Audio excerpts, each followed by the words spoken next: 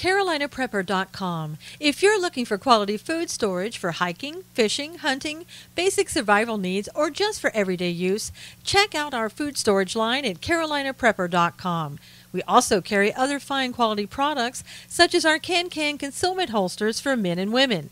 Keeping your firearm under cover and within reach puts confidence in your hands in any situation. Our products are 100% American-made. Check us out today at CarolinaPrepper.com. Knowles on the news. Susan Knowles. Welcome, everybody. How are you? It is another day for Knowles on the News. Another day filled with, can I say that every day is the same? It's kind of filled with breaking news, things that are happening, things that this administration is doing, and doing well, I might add. You know, if anybody asks you, well, my gosh, you know, what are they really doing? How well are things going? President Trump just isn't getting anything done. You should look at them with a straight face as much as you can and say, are you kidding me? Are you kidding me? This president has done more in the last 6 months than any president I've ever known in my lifetime. And he just continues to do more. Today, perfect example, the Dow hit 22,000, the first time in its history. Can I hear clapping for that? I mean, seriously, how great! Let's have a round of applause and cheering for that, perhaps. You know, because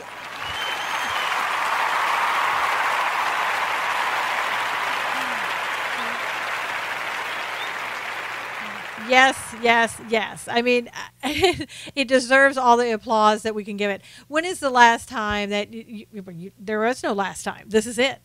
And yet people continue to say, oh, but he never does anything. He never gets anything done. Look around you every day.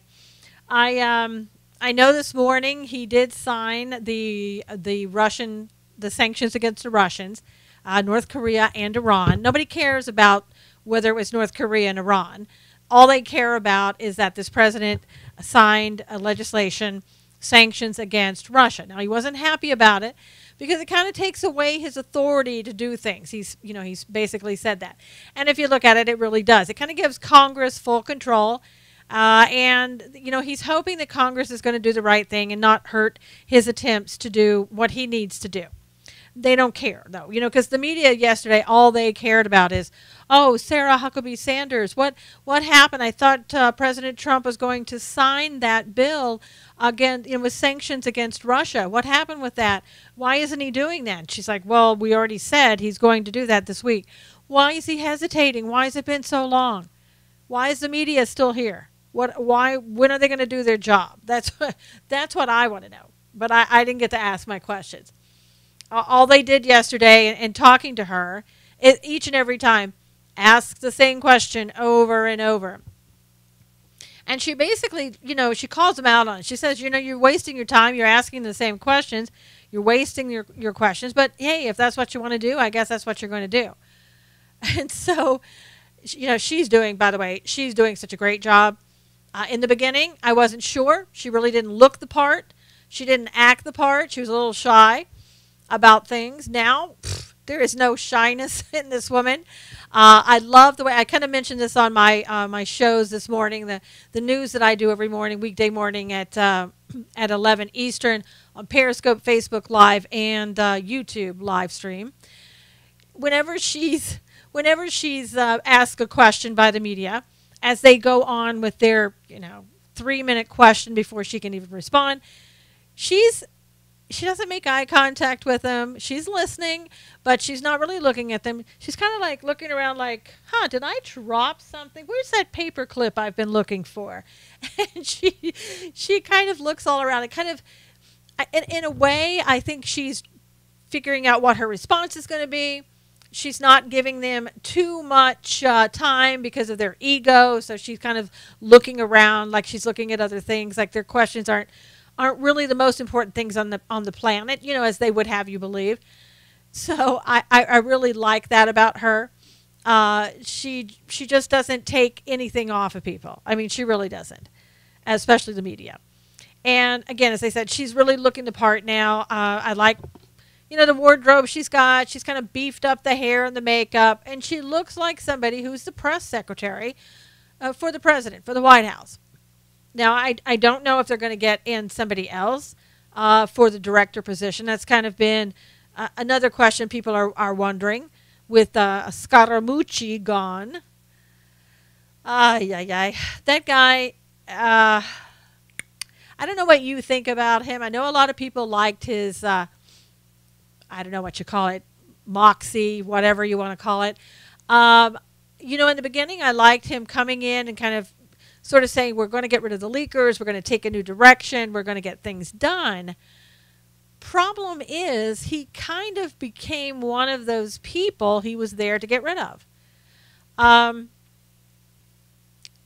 You're talking about leakers. When you do that, you don't then turn around and go to the New Yorker and talk to a reporter on the telephone about those things that are happening in the White House, about the relationships with people you don't like, things that he said I can't even repeat here.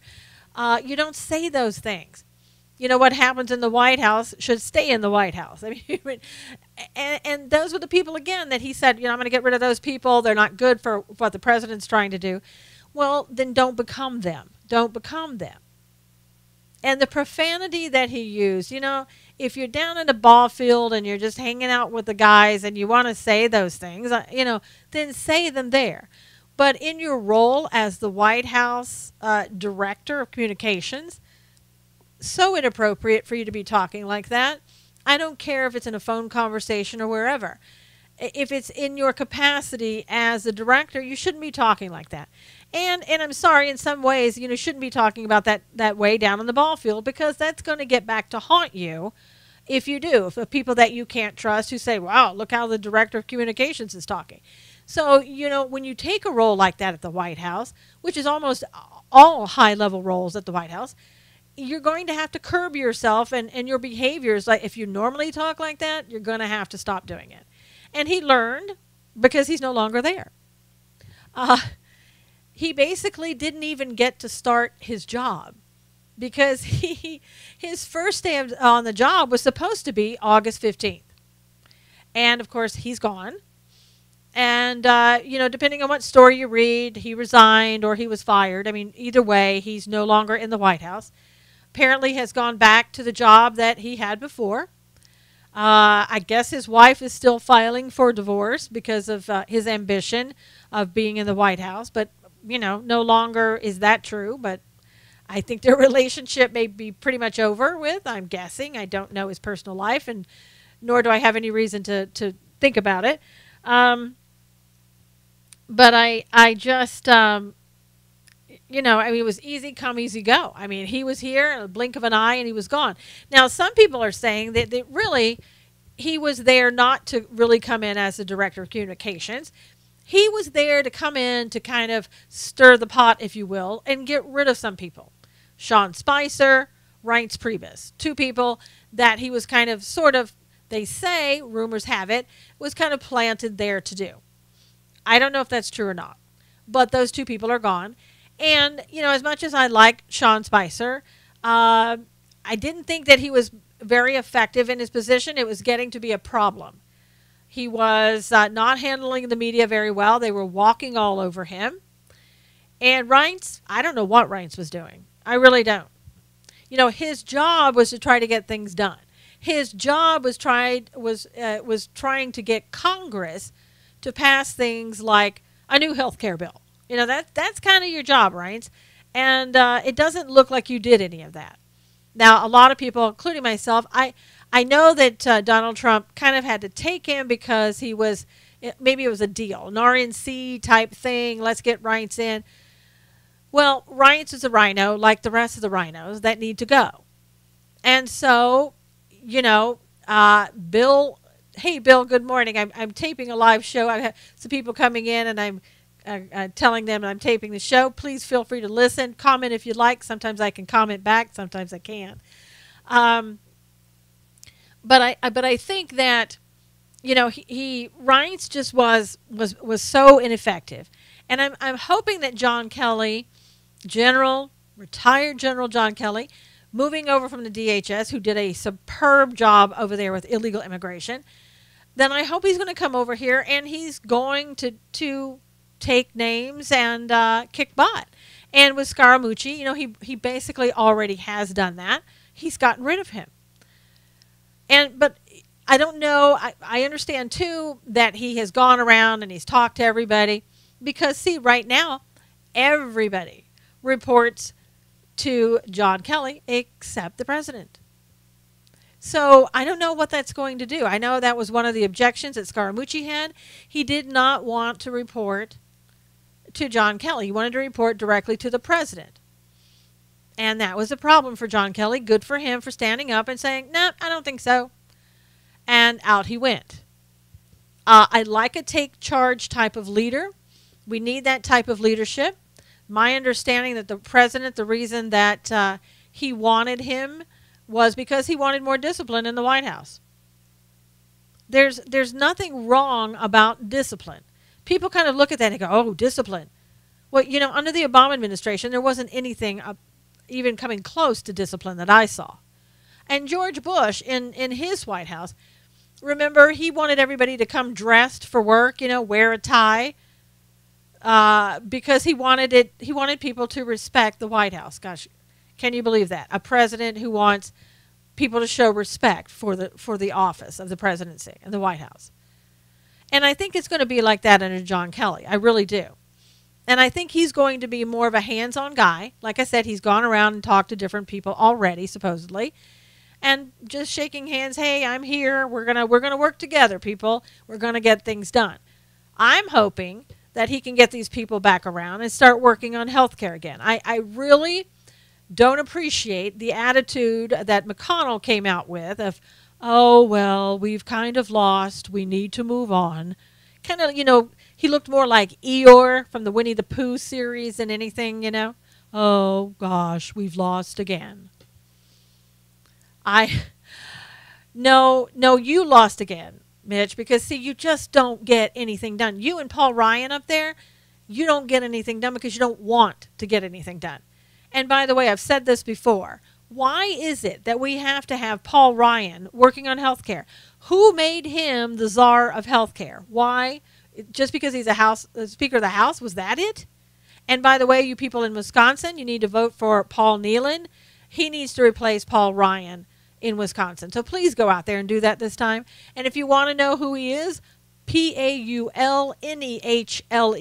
on Periscope and Twitter, go check him out. Because he knows that Paul Ryan is lying to you. He knows that Paul Ryan now has got a new commercial out about how much he wants that border wall down there in Mexico. Come on. But we need a new plan. We don't need for you people to just, stick your tails between your legs and walk off in defeat. And really, what I've said this before, and I really think we're at this point. President Trump, if you're listening, if you see this by some miracle, I think you and the people around you that you trust, and let's leave out the Democrats, all right? Let's leave out the Democrats that you have working for you right now. But I think you should get experts, maybe even outside of the White House, to be working on a health care bill. And then you take that bill and you present it to Congress and say, you know what, this looks pretty good. And then if you can get the American people behind that, because you know what the American people want. We want a repeal of Obamacare and a replacement. And I know that's not everybody, but that's the majority of people. That's what we want. So when you've done that and you've put something in place that basically doesn't screw over all of the Americans that are hardworking and just want their insurance and at a reasonable rate, I think we got to go. I think we have a win-win for everybody. We're looking at this. We're hearing over and over how, oh gosh, we'll just have to put everything on the back burner. Meantime, we're hearing that the top insurance companies are planning to raise their rates by 30% to cover these Obamacare premiums in 2018. 30%. So where's that money going to come from? Well, we're going to be paying for it. If they raise their rates 30%, our premiums are going to go up. More subsidies over there to Obamacare. It's not helping the American people. It's not making the American people happy. We're not going to like this. And I know people are saying, well, let's just let it implode, and then we'll do something then when everybody is bleeding and needs help, right? No, I don't want to wait that long. I want it now. I've waited 7 years for the Republicans who said, oh, you elect us, you get us in there, we get the White House, we get the Senate, we get the House, and by gosh, by golly, we're going to get this done for you. And you didn't get it done. You haven't gotten it done yet. And now you want to tuck your tail between your legs and walk away and say, oh gosh, I wish we could have gotten it done, but we'll come back later. Now on to tax reform. Now on to another place where you're not going to be effective. Mitch McConnell already talking about, gosh, we're going to have to use that simple majority there because the Democrats have already said they're not going to help us. Duh. Here's what the Democrats are going to do to help you. Number one, and the rhinos are in on this. Don't kid yourself 1 second. The rhinos are in on this. They are going to give you a single payer system. That's where they want you to go. That's where they're taking us. So there's no hurry. We don't need to work on health care. When it collapses, we'll just put you on a single payer. It'll be great for you. No, it won't be great. And I'll tell you what, if that should happen, I think you will see a civil war and an uprising like you've never seen before. People are not going to go on a single payer system willingly. You know why? Because all they have to do is look at the VA to know what single payer looks like. All they have to do is look at the VA to see how long the wait lines are, the wait list, and the veterans dying to know what single payer looks like. And we've already gotten the Democrats that come out, oh, hey, we've got a plan for you. What was their new plan? Single payer system. They're not even hiding it from you. And you have Bernie Sanders. Well, of course I want a single payer system. It's the best in the world. Of course, now Bernie's not going to be on it.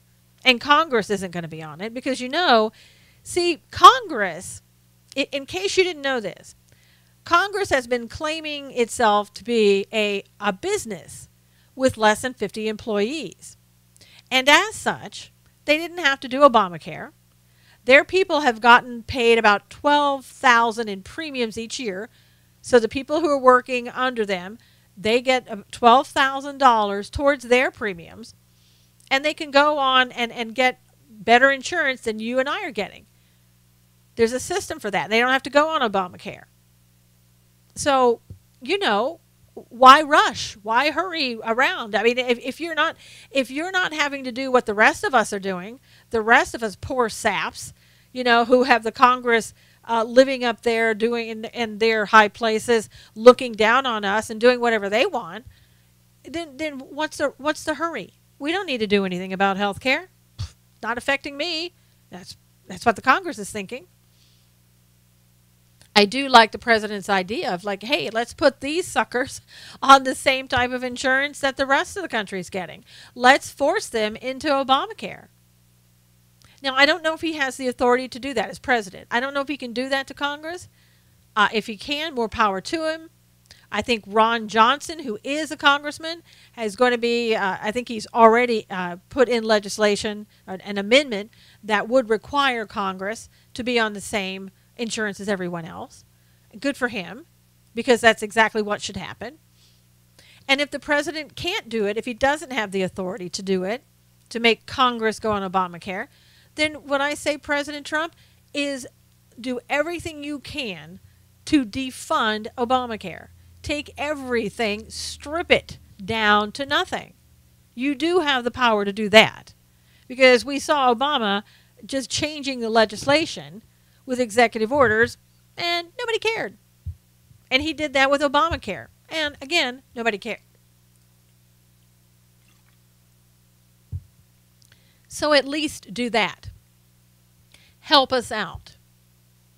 Obamacare, everybody who is with their premiums, I know myself, our premiums have all tripled. If I were on the same insurance I had before Obamacare, my husband and I, we would be paying $2,000 a month. And that's, I'm not exaggerating. It's no joke.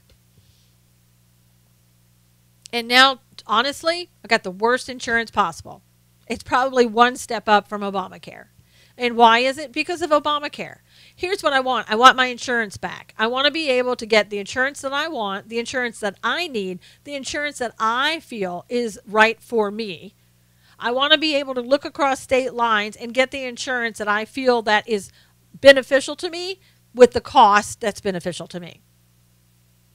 I mean, it's simple. And if you want to go in and you want to make it where pre-existing conditions are covered, okay, we'll go do that. If you want to go in and you want to make it where these people who in the very beginning it didn't have insurance, those very small number of people who couldn't afford it, if you want to go in and cover them, okay, we're done then. We're done. Then, you know, that's it. And President Trump, if you want me to write that up for you, I can do that quickly. We can get that in front of you. You can get that over to Congress. It's as simple as that. That's all we need. But right now you have an insurance company who's used to getting money from the federal government. They have no incentive to do anything about it. Again, we have a Congress who is not using Obamacare. They don't care. And we have Democrats and an independent like socialist like Bernie Sanders whose goal is to get you on single payer in the first place because that was the goal of Obamacare. So it's simple. And then the next thing we need to do, we need to vote out all of those rhinos that are sitting around there knowing that they're helping the Democrats take us down to that single-payer system. That's not a conspiracy theory. Go back, check whatever references you want, resources, what was talked about with Obamacare, what people were afraid of. Go do that, and you'll find out that that's what they wanted for us all along. And they're slowly creeping us there. And so Mitch McConnell may think, hey, no big deal. We'll put this on the back burner. It's not a back burner problem for most people in America. It may be for you and your ivory towers, but it isn't for us. So I'm hoping that John Kelly can step up and say, you know what? The American people are hurting. The president knows that. The president knows what we want. Maybe the two of them working together can come up with the right people to come up with the right plan to put in front of Congress. Because Congress isn't going to get it done. They just aren't. They're not listening to anything from Rand Paul or Ted Cruz, any of those good ideas that they have. And then, you know, of course, we have John McCain, the killjoy, who has to come in and make a legacy for himself that he once again reached across the aisle and screwed America over. There's your legacy, John. There's your legacy. I know people look at you and they say, war hero. Some veterans don't call you war hero. I won't repeat what they call you. And we're somehow not supposed to talk about John McCain. John McCain, whatever your service is, I'm grateful for your service to this country. I am not grateful for your service as a senator. Just not grateful. You are a progressive in every sense of the word. You and your twin brother there, Lindsey Graham, wreak havoc on what's going on in the country. We can't get anything done. We could have at least, if John McCain had voted the way we wanted him to, we could have at least had an ability to talk about and continue on talking about health care. Not going to happen. But that's my advice to the president. I humbly say that to you, Mr. President. I think it's going to be up to you, honestly. I really, really do at this point, because Congress, they're not working together. All they want to do is bring in the Democrats, who will only continue to add more and more spending and taxes into the Obamacare or the new health care. I just want to see the Republicans get something done in Congress. People ask me, what do they do all day in Congress? You know what? I don't know. I really don't know. I've been asking myself, what is it they're accomplishing? I don't see that much. Now, maybe they're doing little things for their own constituents, and maybe that's why we don't hear about it. I don't know. But I'm not seeing anything, and I'm sure you're not seeing anything. And now they go off for a whole month of vacation? Really? You deserve a whole month off. How many people do you know at your jobs? Do you get a month off? A whole month off? I don't think so. So why should Congress? Anyway, so don't get me started. You know, and I don't know if this rumor is true about John Kelly. I heard this before, and I haven't been able to find it. And this was from the New York Times. So again, most of the stuff you can't believe anyway. But they said that he was really upset when President Trump when he fired Comey, that he was so upset, Kelly was, that he was going to resign. And Comey said, oh, you know, don't resign. It's okay. Now, again, I don't even know if that story is true. If it was true, obviously it doesn't bother Donald Trump because I'm guessing that the president knows about it, if it's true. But I think this is one of those things that I think John Kelly would have to agree with me. You know, when you're looking at special counsel, special independent counsel, Robert Mueller, that there's nothing independent about this man at all. There's a conflict of interest that permeates throughout all of this. And the question is John Kelly going to do anything about it? Is there anything he could do about it? Meaning, is he going to talk to the president about what he should or shouldn't do with Mueller? From the reading of the law that I've seen, the only person that can hire Mueller or fire Mueller is the person who hired him, Rod Rosenstein. And that's the law. People are saying, but the president could do it. I don't know if that's true or not. And it hasn't been tried, so I don't know. But I'm looking each day. I see more and more on Mueller. I mean, I've written tons of articles from the very beginning saying, get this guy out of here. Why is he here? Now, I don't see the other Republicans, the Congress people. Where are they? Why are they saying nothing? Everybody likes to say, well, you know, he's such a great guy. He's so neutral. He's so ethical. Really? He's ethical? And I'll tell you who else agrees with me. Trent Franks, a Republican, who is basically the only one that I've heard that has come out and said, wait a minute, this man, Mueller, is violating federal code due to the conflicts of interest that he has. And especially the conflict that he has in regards to his relationship, long-term relationship, working and outside of work relationship with James Comey, the former FBI director. So why is this guy still in here? He needs to resign right now. And not a peep. You know, Mueller's still there. Nobody's making him resign. He hasn't resigned. We still go on. And so what does Mueller do? What's Mueller's response? What you might think that he would respond and how he would respond. He's gone out. He's hired another attorney to work on the Russia investigation. Now, that makes, I think he's hired maybe 15 plus by now, but 8 of them, and that's a huge number, 8 of them are Democrat donors.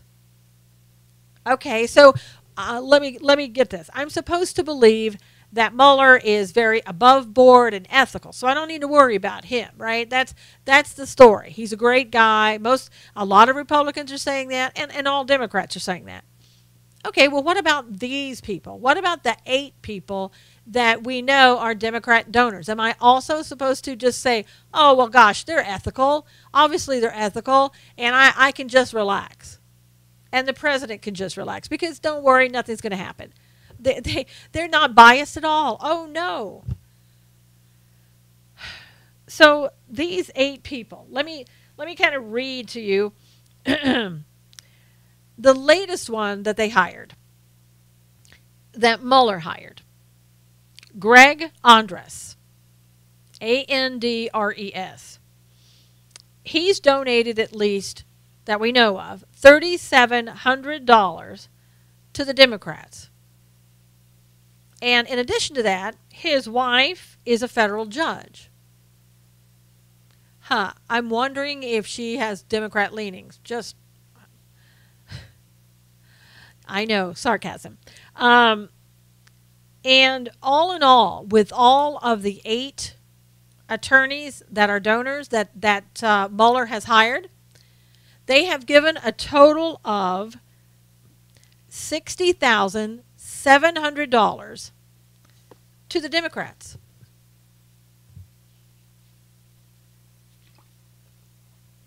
I don't know about you, but that's a lot of money. That's a lot of money for all of them combined to have given that much money to the Democrats. I think they're pretty serious about being, biased for the Democrats. And I'm just wondering, in this Russia investigation, has anybody thought about looking into the other people on the other side that were also in the campaign? The Democrats? No, they're just going after President Trump and trying to look into everything that President Trump ever did in his whole life, apparently. So, John Kelly, are you going to try to get rid of Mueller? There was some speculation before, and I really never thought this was plausible. But they were talking about, now that John Kelly has moved into the chief of staff position, then perhaps we could get Attorney General Sessions into the DHS position. And he could go ahead and doing what he's doing, but just going over there in that role and being more hands-on and continuing to fight illegal immigration and all that type of stuff. And then if you did that, what that would leave is Rod Rosenstein kind of sitting there. People could put pressure on him, or he could just resign or be fired by whoever took over. Now, it would be him that would be taking over, essentially, at this moment, if Sessions moved. But if you could get rid of him by getting him to resign, then you could get Rachel Brand, who would be next in line after him, and she could be the new Attorney General. She is someone that was picked by President Trump. So she would probably more or less be on our side. And then what she could do, if she got in that top spot, or let's say somehow got Rosenstein out of the way, by firing him or having him resign. She couldn't actually fire him, though. She's under him. She could go after Mueller. She could actually either shrink his scope and the money that they're giving him to do his job, or just say, you know what, it's all been a sham. Thanks for playing along, but your conflicts of interest require me to get you the heck out of here. That's a possibility.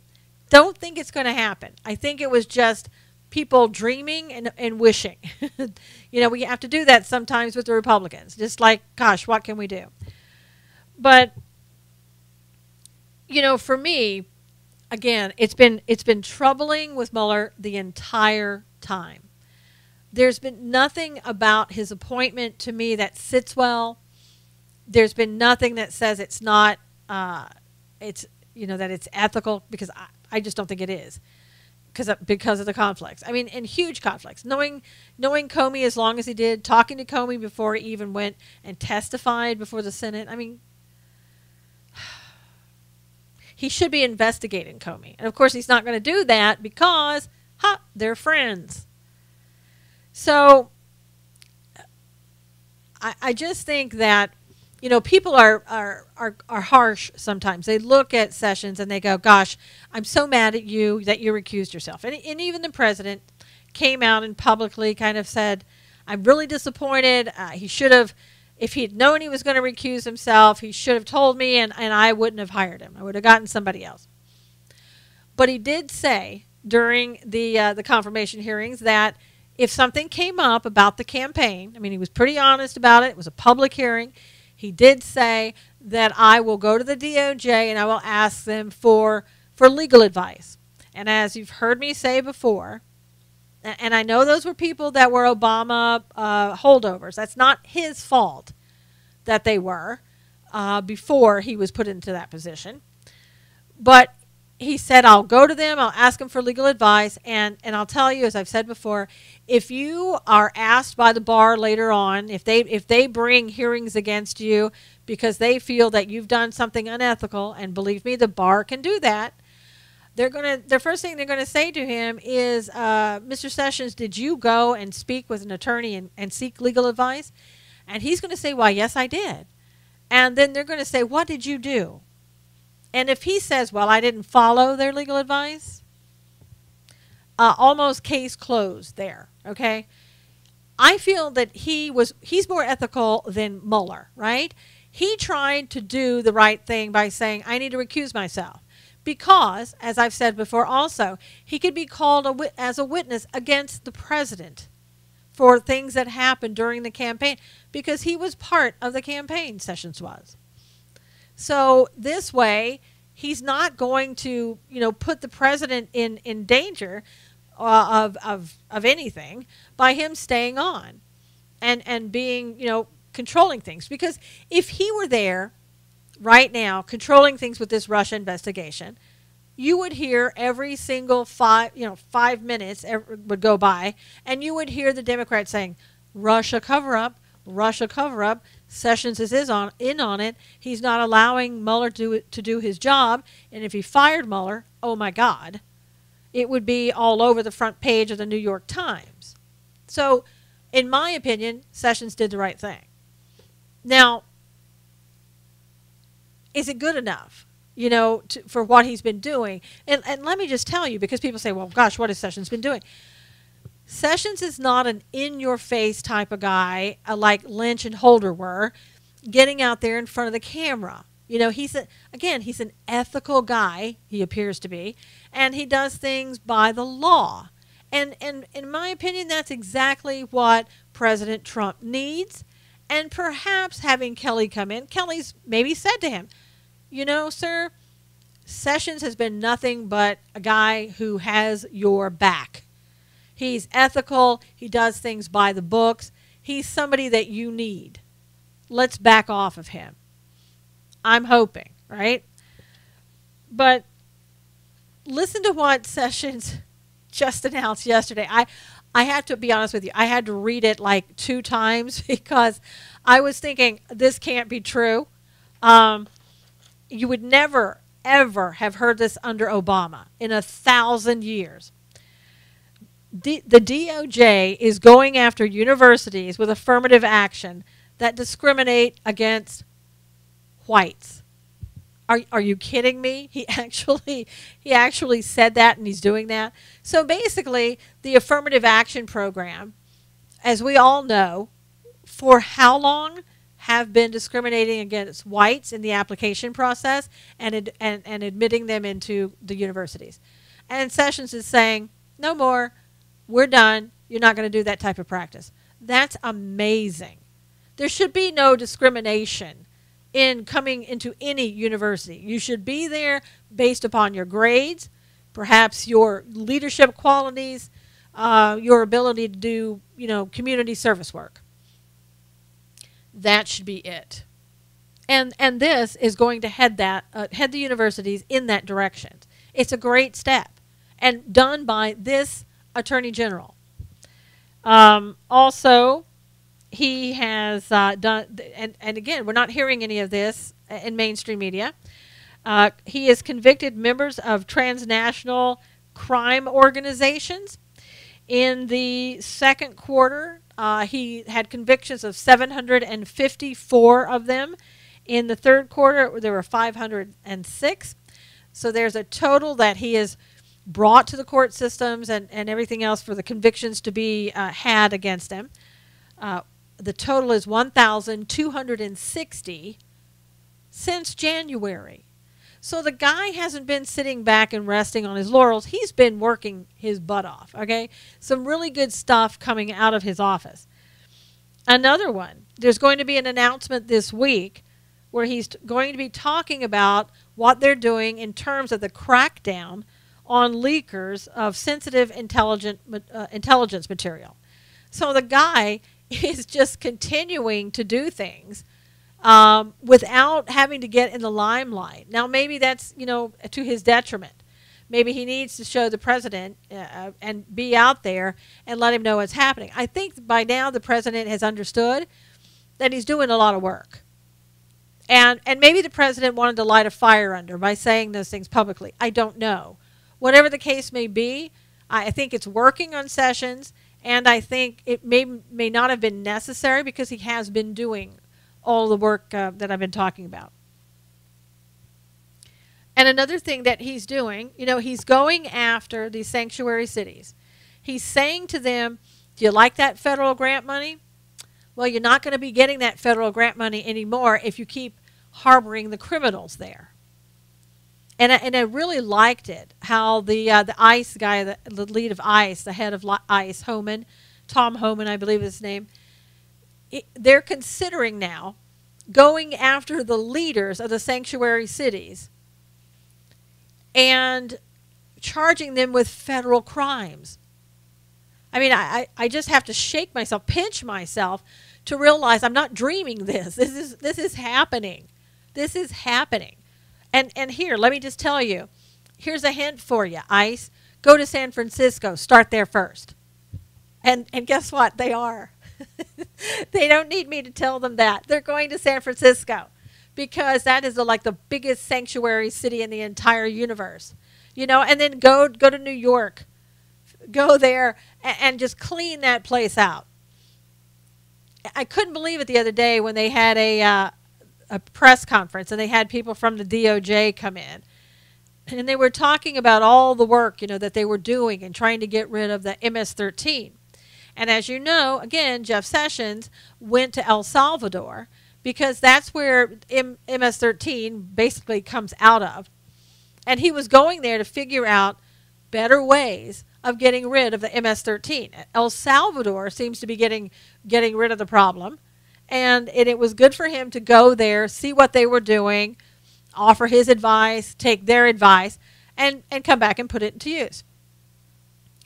And so, you have these people up there from the DOJ talking about, we're going to go in and get these criminals. Now, I don't know if I live near San Diego, right? So near the border. MS-13 doesn't play around. These people rape people, behead them, whatever the case may be. They don't care. You're not a human being to them. They do what they want to do. And it is disgustingly bad. And it scares people. On this side of the border, on that side of the border, these people are violent criminals. And they were talking about this DOJ guy. I don't know who he was. He was just somebody who worked in the DOJ's office. Was talking about how they were going to go in to these sanctuary cities, which has become a safe haven for the MS-13, and they were going to take them out of there. And you would think people would be going, oh my God, thank you, thank you. And even the media, as bad as they are, you'd think they would be saying, oh my gosh, thank you for going in there. The streets are going to be safer over here in the United States. Congratulations. No, it was the media. We're talking about the mainstream media. First questions. Excuse me, what about all the illegal immigrants? And of course they don't say illegal and they don't say immigrants. They undocumented, undocumented people that we welcome into the United States that are here because we ask them to be, not that they should be. How's that? How's that for definition? Anyway, illegal immigrants. They say, but what about the illegal immigrants who come here and they're victims of crimes? And now, because you want to do away with the sanctuary cities, they will feel too afraid to come forward and get help. Okay, here's my answer. I would say I am really sorry that they are victims of crimes. Nobody should be a victim of a crime. It is a horrible thing and an unjust thing. But number two, you shouldn't be in the United States illegally. You should go back to the country that you came from, wherever that is, and get help there. Or if you were there, perhaps the crime would never have happened against you in the first place. So instead of being grateful that they're going to get the scum, illegal scum MS-13, the violent people, out of the sanctuary cities, and and get them off our streets, out of our country, which, by the way, after they had that briefing, they went out and they did arrest MS-13 people. They just went in and got them. The mainstream media couldn't thank the DOJ for doing their jobs, and they couldn't see the value of that. I mean, my God. And it was so ridiculous to sit there and see them do that. They couldn't, not one of them say, gosh, maybe you're right. Maybe the sanctuary cities aren't a good thing. Maybe sanctuary cities can cause crime to go up. How horrible is that? No, we couldn't go there. We had to go back to the illegal immigrants. And you're going to see people like Kamala Harris in California, who is a senator from California, who would give her, right arm to be the president in 2020. She loves sanctuary cities. It's her everything. I mean, she's the one, as you may recall, who was questioning the director of Homeland Security, which at the time was John Kelly, and was just as rude as she could be because they were talking about sanctuary cities, and she didn't like it. She didn't like the fact that John Kelly was going to go after sanctuary cities. And so she was just as rude as possible, cutting him off, never letting him respond to any questions. You're going to see people like her coming out in force and saying how horrible this is that Jeff Sessions is doing this, that his office is going after these wonderful MS-13 people and the other people, the victims in the sanctuary cities. So prepare yourself. And prepare yourself for the ACLU to come out, because they're not going to like it either. California has already hired Eric Holder's law firm at $25,000 a month to go after things like this, to try to stop this administration. Because nobody wants to give up that federal money. Everybody wants the federal grants to keep coming in, and so they continue to do whatever they want to do. Well, I got news for you, California and other places. You're going to lose that money. And then the people in California that are Democrats, when that money starts coming out of their pockets to make up for the loss, then they may wake up and figure out whose fault that is. It's certainly not going to be my fault, because I am all for getting rid of sanctuary cities and getting the MS-13 out of the United States. So Jeff Sessions, I applaud you for that work. You're doing a great job. Keep up the great job. And keep showing the American public, what you're doing. It is really a great thing.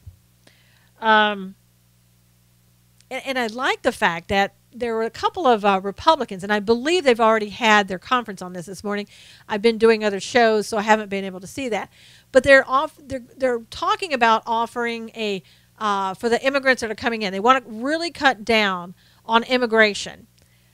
And they want to offer a skilled-based immigration type program. So if you have a particular skill that we need in the United States, then we're going to welcome you in after the proper vetting and all that stuff. But otherwise, we don't need you. Now, I can hear it already. Oh my gosh, you're going to do that. You're going to the richest nation in the world is going to not allow immigrants to come in. What kind of world are we living in? We're living in a reasonable one right now with this president. That's what kind of world we're living in. And let's hope we take full advantage of it and get the Republicans, the rhinos, out of our way so we can get some things done. But we need to have that. There are other countries who say, you can come here, but you can't stay. New Zealand, I believe. They allow you to come in for about 5 years, and then they say, it's been great having you here, but we'd like for you to go home now. And I think that's what the United States needs to do as well. They're not going to send you home after 5 years, but they're going to say, I don't know, you don't have any skills. I don't see how that you're going to be able to support yourself here. We're going to have to end up supporting you. And giving you all this money, and we don't want to do that. We have our own people here right now.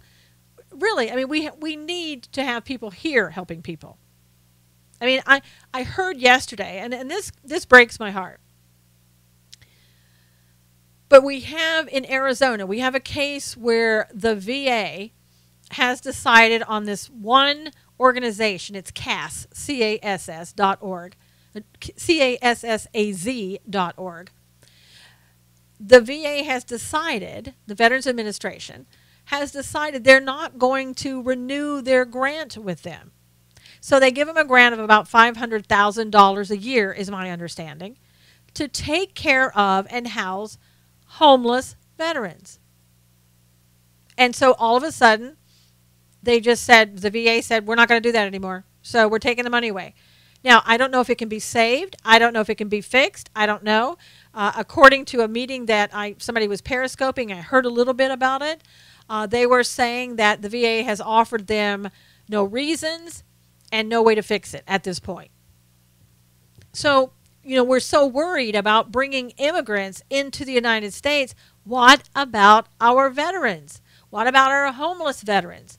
All of that money that you're spending taking care of immigrants that you bring to the United States that don't have skills that can support themselves is more money that you're taking out of the pockets of other people that can be helped, like our homeless veterans. Not that they would use it for our homeless veterans. I'm just saying I think it should be used that way. I think the VA, I'm not sure why they're doing that in Arizona. I think the VA needs to change its mind. I think the public needs to become more aware of the fact that the homeless problem for veterans is out of control. Out of control. I can only say what I've seen mostly in Arizona, and I'm shocked by what I see. I am shocked by the number of veterans that are living on the streets of Arizona. And now I think that I heard there was almost like 300 people that were potentially looking now at being turned out and having to live on the streets. These are homeless veterans that would be put out on the street almost immediately if this program is not brought back. I mean, that's crazy to me. And it should be crazy to anybody who's listening to this.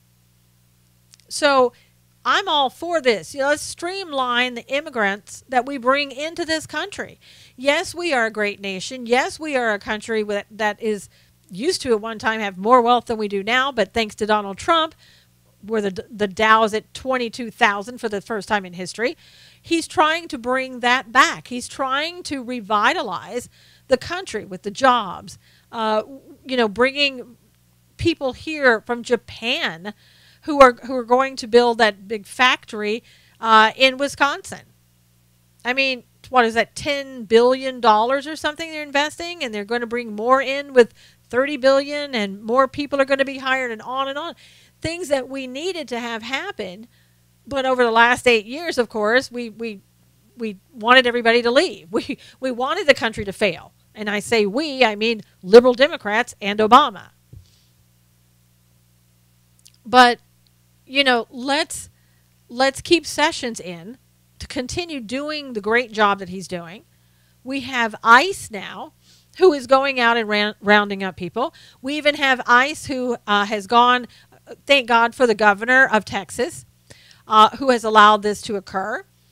But his police officers there are going to be essentially made ICE agents when it comes to looking at people who may be in the country illegally. They're going to be able to ask, hey, what's your immigration status? And they're going to be able to detain these people until ICE comes and gets them. I mean, how great is that? Did you ever think that you would see that? And that's all due to Donald Trump. That's all due to a president who said, I am sick and tired of seeing people use our country. And, if I were an immigrant in another country, would I want to come to America? You had better believe I would do everything I could to come to this country. I understand it. I understand that people want to come in here, that they too will do whatever, and I don't fault them for doing it, and fault them for wanting to do it. However, they're breaking the law, and it's a criminal violation, and they can't be allowed to do it. And as much as if I were on the outside looking in and want in here, I wouldn't be able to do it unless I did it the legal way. And that's what we have to do, is return to the law, return to utilizing the law. I know that it's just something that's totally unheard of these days, but it's something that absolutely has to be done.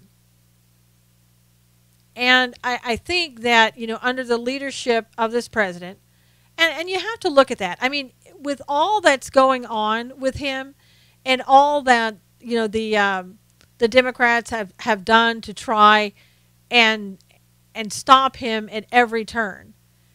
He's really done an amazing job in a very short period of time. And he's had some really good people that he's brought on to help him do that job.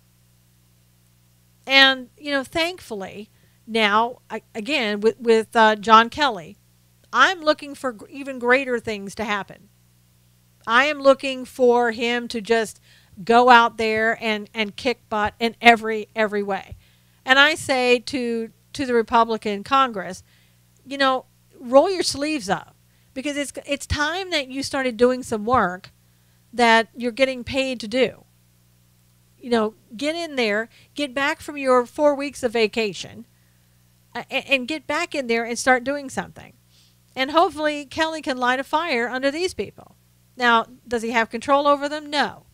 But the American public, if Kelly and President Trump can continue to do these things, the American public is going to be speaking out more and more. And these Republicans are going to understand, gosh, some of you are up for re-election in 2018. So you don't have much time to prove that you can actually do something, that you can actually earn your keep. That's what I'm hoping happens.